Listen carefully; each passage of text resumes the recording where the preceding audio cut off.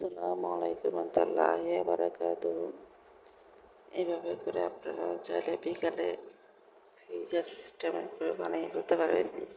আসলে এইভাবে করে বানাইলে খেতে পিৎজা আপনাকে আসলে পিৎজাই হয়েছে। পিৎজাই দেখেন আপনারা ঘরে তৈরি করে এভাবে করে পিৎজাকে খাইলে আসলে অনেক ভালো, প্রাইসটাও কমে আসে। চিজের একটা চিজের দাম 200 টাকা। একটা চিজ দিয়ে 2টা 3টা পিৎজা বানানো যায়। একটা আমরা এভাবে করে ঘরে বানিয়ে দেখবেন ইনশাল্লাহ আপনারা সবাই পারবেন। আসসালামু আলাইকুম ওয়া রাহমাতুল্লাহি ওয়া বারাকাতুহু।